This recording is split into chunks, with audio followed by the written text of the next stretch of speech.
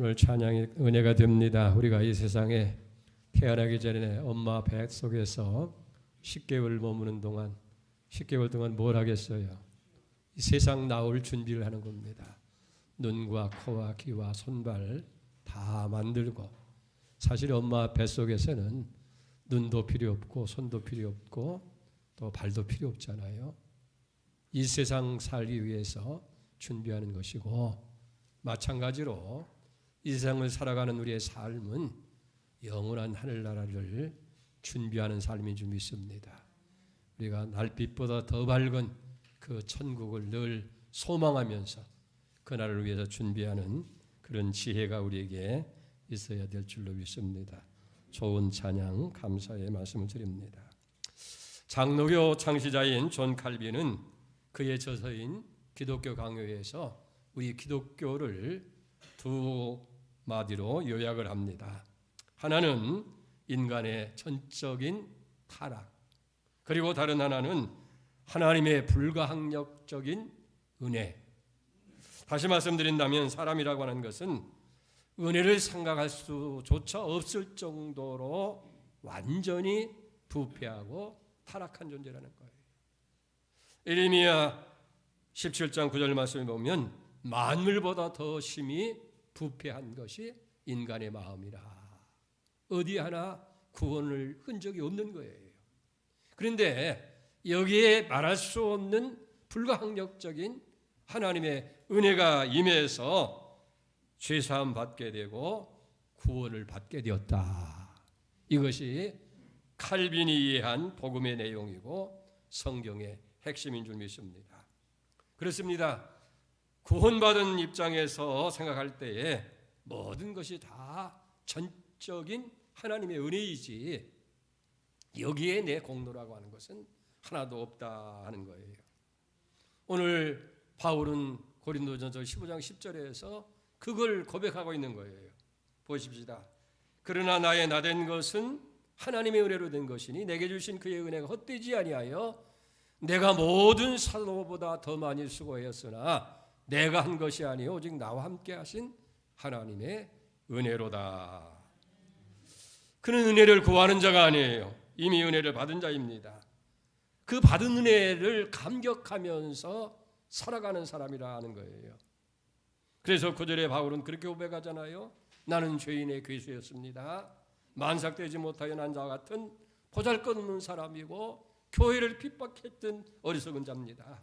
그런데 내게 주신 하나님의 그 큰 은혜가 있어서 오늘 내가 사도가 되어지고 하나님의 일꾼이 되어졌습니다. 이렇게 자신이 사도가 되고 하나님의 일꾼 된 것은 자기 자신이 노력했거나 능력이 있거나 또 훌륭해서 된 것이 아니고 자기에게 주신 하나님의 은혜로 되어졌다라고 고백하는 거예요. 이 사실을 알고 이 은혜를 깨닫는 것이 중요한 줄 믿습니다. 오늘 나의 나된 것이 내가 건강하고 내가 지식이 있고 가정과 직장 모든 것 하나도 하나님의 은혜가 아닌 것이 없다 하는 거예요. 그런데 중요한 것은 이 하나님의 은혜는 나보다 먼저 있었다 하는 거예요.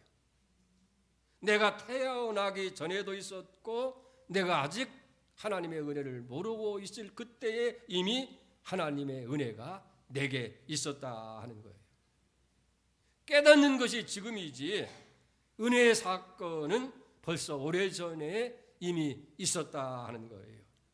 그렇기 때문에 내가 아니요 오직 하나님의 은혜라고 그렇게 말할 수 있게 되는 것입니다. 그러니까 사도 바울은 자신이 이 세상에 태어나기 전부터 태어난 것조차도 하나님의 은혜였다라고 고백하고 있는 거예요. 특별히 갈라디아서 1장 15절에 보면 그러나 내 어머니의 태로부터 나를 택정하시고 그 은혜로 나를 부르셨다라고 그렇게 기록하고 있는 것을 보게 됩니다. 여러분들이 아시는 대로 사도 바울은 길리기아 다소에서 태어납니다. 왜 하필이면 이스라엘 사람이 이방 땅에서 태어났느냐? 이방인의 사도가 되게 하기 위해서 하나님께서 그렇게 섭리하셨다고 얘기하는 거예요.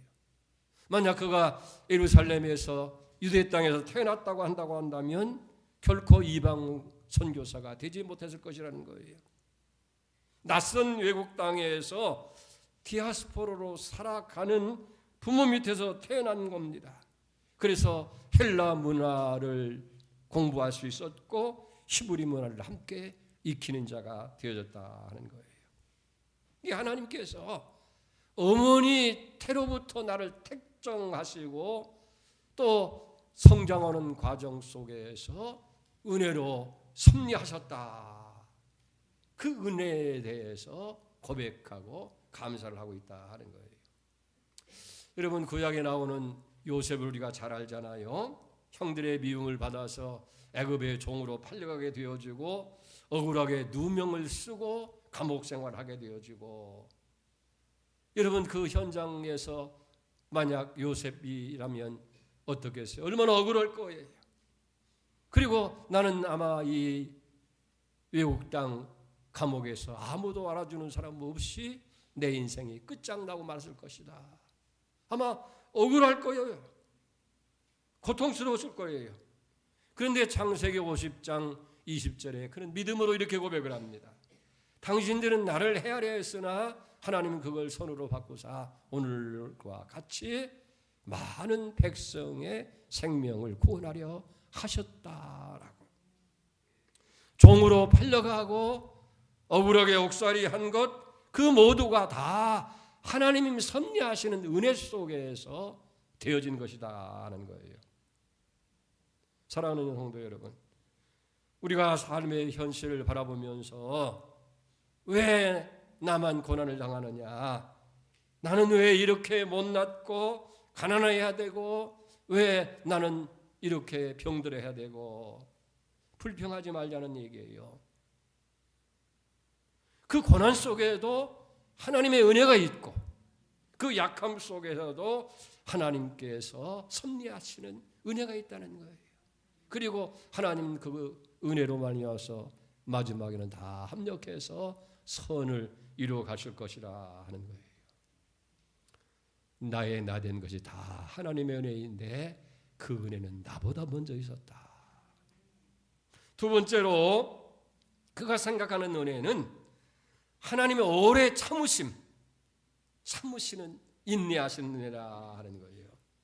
바울이 교만할 때도 참아주셨고, 방종한 삶을 살 때도 참아주셨고, 스데반을 핍박하고 돌로 쳐 죽일 때에도 하나님은 참아주셨어요.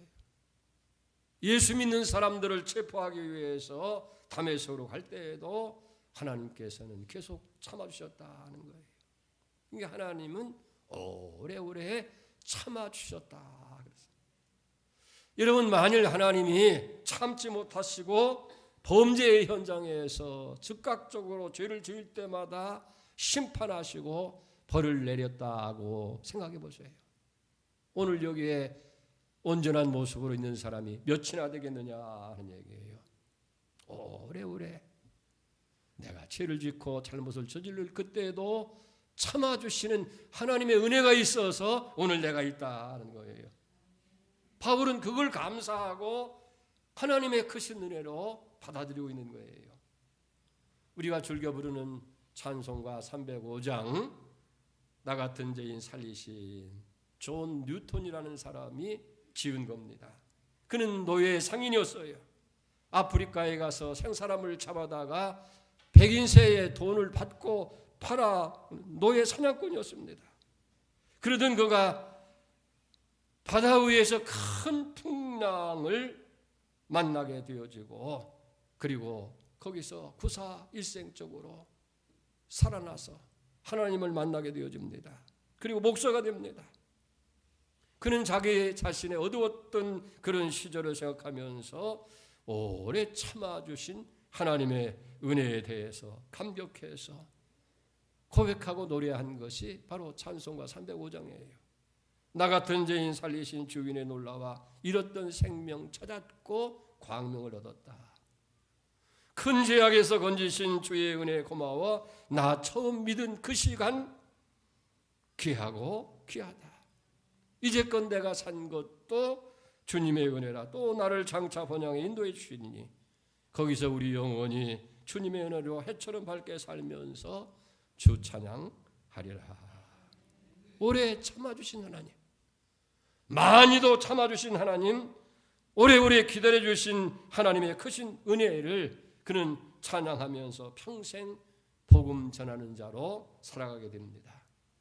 내가 죄인 되었을 때에, 내가 하나님과 원수 되었을 때에, 내가 하나님을 모르고 살 때 거기에도 하나님의 은혜가 있었고 오래오래 기다려주시고 참아주신 하나님의 은혜가 있는 줄 믿습니다. 그렇기 때문에 바울은 왜 하필이면 나 같은 자를 부르셨습니까? 덜 되고 못나고 형편없는 자를 충성되이 여기셔서 직분을 맡겨주셨습니다. 그 은혜를 감사하면서 하나님 앞에 찬양을 올리고 있는 줄 믿습니다. 내게 주신 은혜 가운데서 참아주시고 기다려주신 인내하신 하나님의 은혜가 크다 하는 거예요. 세 번째 바울이 더 중요하게 생각한 것은 겸손하게 만들어주신 은혜라 하는 거예요. 여러분, 하나님의 은혜 가운데서 어느 은혜가 가장 크다고 생각합니까? 하나님이 우리에게 주신 복 가운데서 어느 복이 가장 큰 복이라고 생각합니까? 겸손케 하시는 은혜, 겸손의 복인 줄 믿습니다. 모든 것을 배웠어도 겸손을 배우지 못했으면 그는 참 지식인이 아니에요. 모든 것을 다 가졌어도 겸손의 덕을 가지지 못했다고 하면 그 사람은 온전한 사랑 구주를 할 수가 없습니다. 그러므로 겸손이야말로 하나님께서 우리에게 주신 은혜 가운데 가장 큰 은혜고 가장 큰 복인 줄로 믿습니다. 그래서 베드로전서 5장 5절에서 베드로는 그렇게 고백하잖아요. 겸손으로 허리를 동이라. 하나님은 교만한 자를 대적하시되 겸손한 자에게 은혜를 주시느니라. 아멘. 나로 하여금 겸손할 수밖에 없도록 하신 그 하나님의 은혜가 크다는 얘기예요. 바울은 하나님이 자기를 겸손케 하시는 그 은혜를 입은 사람입니다. 그래서 고린도전서 12장 7절에 그렇게 고백합니다. 여러 계시를 받은 것이 지극히 크므로 너무 자만하지 않게 하시려고 내 육체에 가시 곧 사탄의 살을 주셨으니 이는 나를 쳐서 너무 자만하지 않게 하려 하심이라. 바울은 하나님께 받은 계시가 너무 컸어요. 그건 환상 중에 3층까지 올라갔어요. 여러분 1층이 뭐예요? 여기 스카이고 그 다음에 우주공간 그걸 스페이스라고 하고 그 다음에 3층천은 헤븐 바로 천국 3층전까지 올라가서 환상 중에 말할 수 없는 그런 말을 들었고 신비한 것을 기이한 것을 보게 됩니다. 그러니 교만해질 수밖에 없지 않겠어요? 그런데 하나님께서 교만하지 않게 하시려고 육체에 가시를 주셨다 하는 거예요. 그래서 교만하려고 할 때마다 그 육체의 가시의 은혜에서 겸손해질 수밖에 없었다 하는 거예요. 여러분 오늘 우리 자신은 어떻습니까? 조금 나아졌다면 거만하고 조금 여유가 있다고 하면 게을러지고 조금 높아졌다고 하면 오만불순해지는 것이 사람이에요. 이건 너나 하나 비슷해요. 겸손할 수밖에 없는 처지가 되어야 겸손하지 그렇지 않으면 인간은 겸손해질 수가 없다 하는 거예요. 그렇기 때문에 하나님께서 겸손하게 하시는 은혜로 우리를 낮추시는 거예요. 때로는 육체의 가시로 때로는 막대기를 쳐서라도 우리 발을 땅이 닿도록 만들어버리시고 무릎을 억지라도 꿇려서라도 겸손하게 만드시는 이것이 하나님의 은혜라고 하는 거예요. 나를 겸손하게 만들어주시는 그 은혜야말로 은혜 중에 가장 큰 은혜라고 하는 얘기예요. 사랑하는 성도 여러분, 우리 주위를 한번 둘러보십시다. 모든 것이 은혜가 아닌 것이 없어요. 우리가 한국에 태어난 것, 그리고 이렇게 여러분 남한 땅에 태어난 것, 그게 하나님의 은혜가 아니겠어요? 더군다나 이 복음의 시대에 우리가 태어나고 은혜의 시대에 태어났다고 하는 것은 말할 수 없는 은혜예요. 자유롭게 예배드릴 수 있고 하나님을 찬양할 수 있는 은혜 중에 은혜라는 그 말이에요. 우리가 뭐 가난하다, 힘들다, 어렵다고 하지만은 통계적으로 볼 때요, 75억, 76억 가운데 우리 대한민국 사람들은 너나 할 것 없이 상위 1%에 해당한다는 거예요.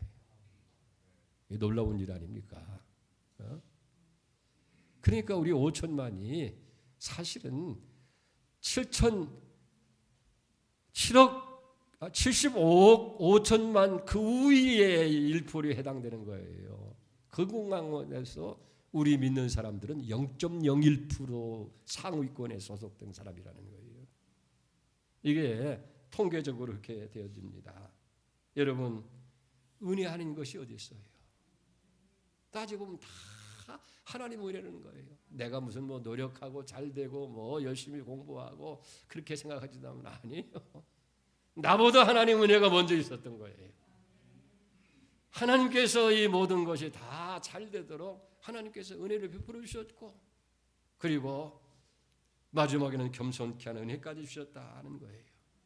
그래서 사도 바울은 내가 많은 사도보다 더 많이 수고했지만은 내가 아니 내게 주신 하나님의 은혜가 헛되지 않아서 오늘 내가 있는 것이고 모든 것이 다 하나님의 은혜입니다라고 고백하고 있는 거예요. 이거 따지고 보면 질병도 은혜고 가난도 은혜고 고난도 은혜고 여러분들이 잘 되는 것도 은혜고, 이게 따지고 보면 내 공로 하나도 없어요. 다 하나님의 은혜다. 거기에 우리에게 감사가 있고 기쁨이 있는 줄 믿습니다. 근데 여기 중요한 것은 이렇게 하나님의 크신 은혜를 깊이 깨달은 그런 시편 기자의 고백이 있어요.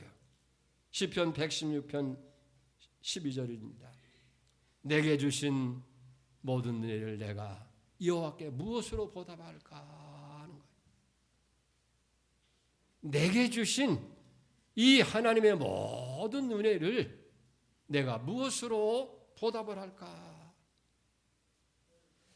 나의 나된 것이 하나님의 은혜로 된 것을 알았다고 한다면 당연히 내게 주신 그 하나님의 은혜에 대해서 나는 어떻게 보답하며 살아갈까? 이제는 그 은혜를 깨닫는 것으로 끝나는 것이 아니라 하나님의 은혜를 어떻게 보답하며 살아가야 할까 하는 그 은혜를 갚아가는 삶을 사는 삶이 우리에게 되어야 되겠다는 거예요. 그래서 17절에 보면 내가 주께 감사제를 드리고 여호와의 이름을 부르리라. 구원의 자를 높이 들고 하나님 앞에 감사의 전을 드리고자 하는 고백이 있는 걸 보게 됩니다. 이제 11월은 감사의 달이라고 하잖아요. 그리고 다음 주일은 우리 교회가 추수감사 주일로 지키게 되어집니다. 여러분, 우리는 지금까지 1년 동안 살아온 은혜를 기억하고, 아니 지금까지 살아온 모든 은혜들을 기억하면서 하나님 앞에 감사가 넘치는 그런 감사들이 되어야 되겠습니다. 기독교 안에 보면은 두 가지 감사가 있어요. 하나는 구약 성경에 나타나는 수장절에서 찾을 수 있고, 다른 하나는 교회 소속에 나타난 청교도에게서 그 감사의 유래를 찾을 수 있게 됩니다. 여러분, 이스라엘 백성들은 애굽에서 탈출해서 홍해를 육지같이 건너서 40년 동안 광야 생활할 때에 여러분 얼마나 목마름과 굶주림이 많았어요. 낮에는 뜨거운 태양의 열기로 건고했고 밤에는 추위에 떨어야만 한 거예요. 그런데 이런 극한 상황 속에서도 40년 동안 농사진 일도 없고 어디서 물건을 수입한 일이 없는데 하나님께서 다 먹이시고 굶주리지 않도록 헐벗지 않도록 먹이시고 입히셨다 하는 거예요. 그리고 마침내는 약속의 땅 가나안에 도착하게 되고 그 땅의 모든 것을 얻게 하셨을 뿐만 아니라 씨를 뿌려서 추수의 감격을 갖게 되었을 때에 저들은 그 추수한 곡식을 가지고 하나님 앞에 감사의 제를 드립니다. 구원의 잔을 높이 들고 하나님의 이름을 부르면서 찬양하게 되는 거예요. 이렇게 구약 성도들의 하나님께 대한 감사는 하나님께서 약속의 땅에 저들로 하여금 정착하게 하신 것과 그리고 저들을 애굽의 노예 생활에서 구원해 주신 구속의 은혜에 대한 감사를 표하는 감사절입니다. 여러분, 오늘 우리에게도 이스라엘 못지않는 구원의 감각이 있잖아요. 죄와 허물로 인해서 영원히 죽을 수밖에 없는 저주받아야 마땅한 우리지만은 하나님의 은혜로 제사함 받고 구원받아서 이제 하나님의 자녀가 되고 천국 백성이 됐다고 하는 은혜, 하나님께서 우리를 구원하시기 위해서 외아들 예수 그리스도 아끼지 않고 우리를 위해서 보내주셨고 주님께서는 우리의 죄를 사하시기 위해서 우리가 받아야 할 형벌을 십자가에서 받으시고 대신 피를 흘려서 죄값을 다 담당하시고 우리를 구원해 주셨으니 그 은혜가 얼마나 크냐는 거예요. 구원의 감격, 어려운 상황 속에서도 여기까지 살게 하신 은혜에 대한 감사가 우리에게 있어야 될 줄로 믿습니다. 그리고 또 하나의 추수감사는 미국 청교도들에게서 찾을 수 있는 거예요. 17세기 초, 그러니까 1620년 5월에 영국에 있던 청교도들이 신앙의 자유를 얻기 위해서 영국을 떠나게 되는데 102명이 메이플라워라고 하는 배를 타고 65일을 항해해서 마침내 미국 프리머스라고 하는 땅에 도착을 하게 됩니다. 그런데 저들이 도착한 땅은 개발된 그런 땅도 아닙니다. 문화가 있는 땅이 아니라 인디안이 살고 있는 허벌판이고 불모지의 땅, 광야 같은 땅에 저들이 도착한 거예요. 그들은 한겨울 내내 추위에 떨어야 했고 굶주림 속에서 허기진 배를 움켜쥐고 지내야 했다는 겁니다. 당시 청교도의 행정관이었던 블레드 포드의 일기 속에 이런 기록이 있습니다. 12월에 혹한 추위가 계속되고 있다. 한 조각의 빵도 한 알의 옥수수 남아 있지 않다. 풀과 나무 열매, 해초와 들짐승으로 연명하고 있다.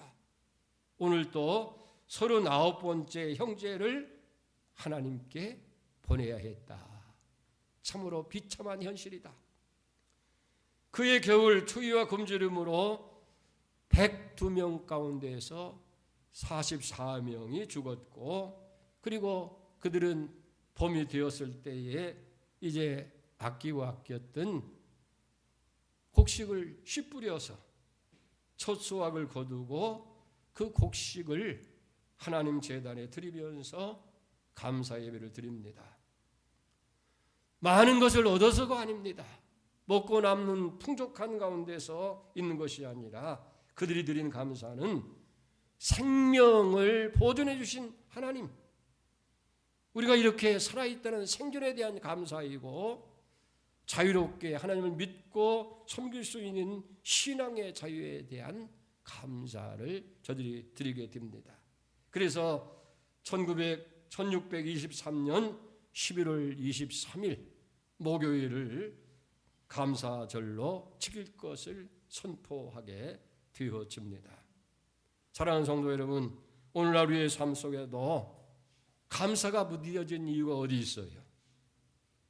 우리가 너무 많은 것, 큰 것에 집착하다 보니까 실질적으로 다 하나님의 은혜인데, 다 하나님이 주신 것인데, 이미 하나님의 은혜는 우리에게 넘치고 있는데 자신의 욕심의 기준을 두다 보니까 스스로 불행의 우물을 파고 있다고 하는 사실이에요. 우리가 성경에 보면 예수님께서는 작은 것에 고마움을 느끼는 소박한 감사가 있는 걸 보게 됩니다. 어린아이가 가져온 생선 2마리에 보리떡 5개, 그걸 받고 하나님 앞에 큰 감사를 올리잖아요. 그것은 어린아이 티 없는 정성과 봉헌에 감사하는 마음이고 그 작은 물질을 통해서 역사하실 하나님의 크신 계획과 은혜에 대한 감사입니다. 그래서 하나님 앞에 감사를 드릴 때에 5천 명이 먹고도 12광절에 남는 기적을 체험할 수 있게 된 줄 믿습니다. 사람은 심는 대로 거둔다고 그러잖아요. 갈라디아 6장 7절에 보면 사람이 무엇으로 심든지 심는 그대로 거두리라. 자기 육체를 위해 심는 자는 육체로부터 썩어질 것 거두고 성령을 위해 심는 자는 성령으로부터 영생을 거두리라. 여러분 과연 무엇을 심고 있습니까? 우리의 말, 우리의 행동 하나하나가 사실은 씨앗이에요. 그것이 심는 것이라는 거예요. 하나님의 은혜를 생각할 수조차 없는 전적으로 타락한 저주와 심판의 대상이었던 우리가 하나님의 불가항력적인 그런 은혜로 말미암아서 죄의 사함 받고 구원받아서 하나님 백성된 구원의 감격, 그리고 우리가 살아가는 모든 삶 가운데에서 하나님께서 베풀으신 하나하나의 은혜를 생각한다고 한다면 감사한 일이 아닌 것이 어디 있겠느냐는 얘기예요. 나의 나된 것, 나의 가정, 나의 직장, 내 자녀들 모두가 다 하나님의 은혜라는 거예요. 자식 똑똑해서가 아닙니다. 내가 훌륭해서 아닙니다. 하나님의 은혜가 먼저 있었던 거예요. 그리고 하나님께서 오래오래 참아주시는 그 참아주신 은혜, 교만할 수밖에 없는 그 가운데서도 겸손케 하시는 그 은혜, 이렇게 큰 은혜에 대해서 우리는 어떻게 보답해야 할까 생각을 하면서 구원의 자를 높이 들고 감사의 자를 지켜야 될 줄로 믿습니다. 마지막 시편 50편 23절 보십시다. 감사로 제사를 드리는 자가 나를 영화롭게 하나니 그 행위를 옳게 하는 자에게 내가 하나님의 구원을 보이리라. 감사로 제사를 드리는 자를 하나님께서 기뻐하신다 그 말이에요. 기도하겠습니다. 하나님 아버지 감사합니다. 사도 바울의 고백을 통해서 내가 모든 사람들보다 더 많이 수고했으나 내가 한 것이 아니고 나와 함께 하신 하나님의 은혜라고 하는 이 고백이 오늘 우리의 고백이 되게 하여 주시옵소서. 나의 나된 것, 나의 지식, 내 가정, 내 직장, 내 삶, 내 모든 것 하나하나 내 공로가 아니고 하나님의 은혜였음을 다시 한번 기억하면서 하나님의 은혜를 무엇으로 보답할 것이냐고 하는 질문이 오늘 우리에게 질문이 되게 하시고 거기에 대한 응답으로 구원의 자를 높이 들고 감사로 하나님께 나아가는 복된 성도들 다 되게 해 주시옵소서. 예수님의 이름으로 기도 올려옵나이다. 아멘.